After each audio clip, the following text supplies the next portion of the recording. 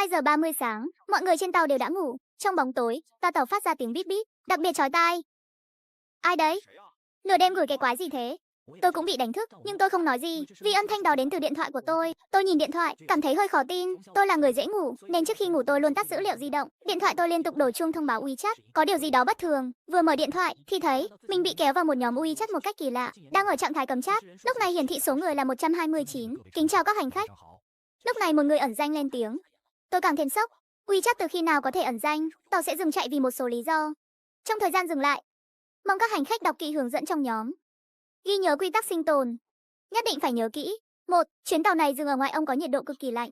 Hãy đắp chăn kỹ, không được để tay chân, đầu thò ra khỏi chăn. Bên ngoài rất lạnh và nguy hiểm. Tàu sẽ cấp lại hệ thống sưởi vào lúc 3 giờ sáng. 2. Chuyến tàu này cung cấp dịch vụ ăn uống miễn phí. Bánh mì, trứng, nước khoáng đều phát miễn phí. Hãy nhận thức ăn từ tay nhân viên. Mặc đồng phục màu xanh, không được mua thức ăn từ nhân viên. Mặc đồng phục màu đỏ. 3. Vì vệ sinh chung, không được hút thuốc trong toa tàu. Hút thuốc có hại cho sức khỏe. 4. Khi tàu dừng lại, cửa nhà vệ sinh sẽ tự động khóa, không thể mở nếu có ai đó bị kẹt bên trong. Hãy ngồi xuống để người ngoài cửa sổ không nhìn thấy. Trong toa tàu lập tức vang lên tiếng chửi thề, nhưng không khí nhanh chóng đông cứng lại trong im lặng. Ai kéo tôi vào nhóm này vậy? Anh cũng vào nhóm này à? Thật kỳ lạ. Không có bạn chung nào. Ai có thể một lúc kéo nhiều người vào một nhóm WeChat thế này? Đám đông vừa mới ồn ào một lúc, loa tàu bất ngờ vang lên giọng nữ ngọt ngào. Chú ý các hành khách. Các hành khách xin chú ý, bây giờ là 1 giờ sáng ngày 11 tháng 11 năm 2024. Do ga tiếp theo bùng phát virus lạ đang tiến hành khử trùng. Chuyến tàu K104 này sẽ dừng khẩn cấp. Các hành khách đừng hoảng sợ, hãy ở yên trong tàu.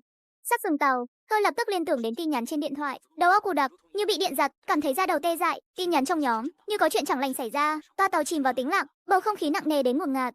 Tôi vội đi vệ sinh trước mọi người, vừa chạy vào, đã thấy phía sau có vài bóng người nhảy xuống giường. May là tôi phản ứng nhanh, không thì phải xếp hàng rồi. Xong việc nhanh chóng, tôi vừa định quay người rửa tay, bỗng có cảm giác có một đôi mắt đang nhìn tôi từ ngoài cửa sổ tàu. Tôi không kiểm soát được bản thân, từ từ quay người nhìn ra ngoài, không biết từ lúc nào ngoài cửa sổ có một bóng đen. Đôi mắt đó lóe lên ánh sáng đỏ kỳ quái, chăm chú nhìn tôi không chớp mắt. Tuy trông có hình dạng người, nhưng tuyệt đối không thể là người. Lúc này tôi nhớ đến tin nhắn trong nhóm WeChat.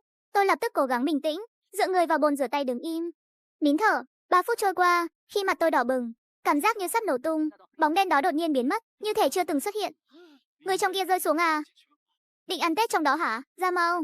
Bên ngoài lại vang lên tiếng rục rã bực bội. Tôi vội vàng chạy ra khỏi nhà vệ sinh, tim vẫn còn đập thình thịch. Đó tuyệt đối không phải người, tuyệt đối không phải con người. Đột nhiên từ nhà vệ sinh vang lên tiếng thét kinh hoàng, lập tức biến thành tiếng rên thê thảm. Tiếp theo là tiếng đập cửa và va đập điên cuồng. Rồi bất thình lình, tất cả đều im bặt. Mọi người bên ngoài nhà vệ sinh trợn tròn mắt, nín thở, không ai dám lên tiếng. Chẳng bao lâu sau, cửa nhà vệ sinh tự động mở ra từ bên trong. Kỳ lạ là bên trong không có ai, những người xếp hàng đi vệ sinh đều nhìn chằm chằm vào trong, sợ đến mức buồn tiểu càng gấp, nhưng không ai dám vào. Chỉ có tôi đoán được chuyện gì vừa xảy ra bên trong.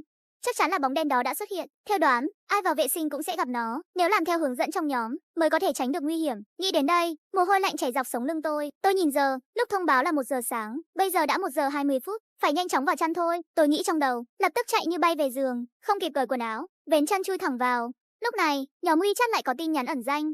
Sắp dừng tàu rồi, các hành khách vé giường nằm, nhưng hướng dẫn vừa rồi chỉ áp dụng cho toa giường nằm, không áp dụng cho toa ghế mềm và ghế cứng. Nếu nghe thấy âm thanh lạ từ các toa khác, đừng để ý, đó chỉ là ảo giác thôi, tuyệt đối không được đi xem. Nguy hiểm, nguy hiểm.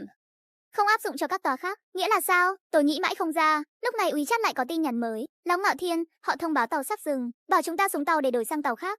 Khi xuống tàu gọi điện cho tôi ngay, để chúng ta gặp nhau. Sử Tam Kim là bạn thân từ nhỏ với tôi, thường xuyên trốn học ra ngoài lên mạng, đi mà sắc chân. Vì có lần anh ta bị tiêu chảy, nói đi cả Tam Kim 3 cân, nên có biệt danh Sử Tam Kim.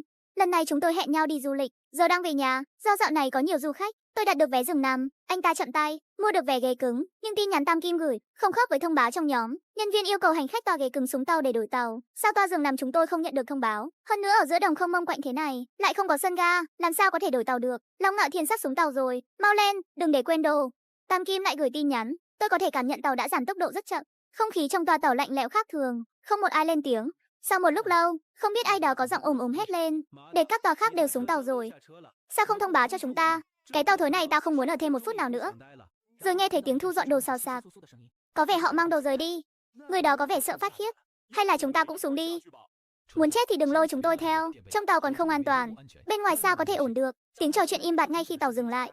Lúc này mọi người như đã hẹn trước, đồng loạt nín thở, theo hướng dẫn trong nhóm. Bây giờ phải ngủ. Tôi nhẹ nhàng vén một góc chăn, quả nhiên thấy vô số bóng người xuống tàu, xếp hàng đứng giữa nơi hoang vắng. Đã 1 giờ 30 phút. Đúng giờ ngủ như trong tin nhắn ẩn danh đã nhắc, tôi linh cảm chẳng lành, lập tức nhắn tin cho Tam Kim. Tam Kim, cậu xuống tàu chưa? Tam Kim, đừng xuống tàu. Tuyệt đối đừng xuống tàu. Nhưng tôi không nhận được hồi âm, tôi vô cùng lo lắng, lập tức bật chế độ im lặng gọi điện, chui đầu vào chăn, một ngạt đến mức ướt đẫm mồ hôi. Cuộc gọi bị từ chối, Tam Kim chưa bao giờ cúp máy tôi. Đang thắc mắc thì đột nhiên nhận được ảnh anh ấy gửi. Trong ảnh chỉ có vùng hoang vu đen kịt, không có gì.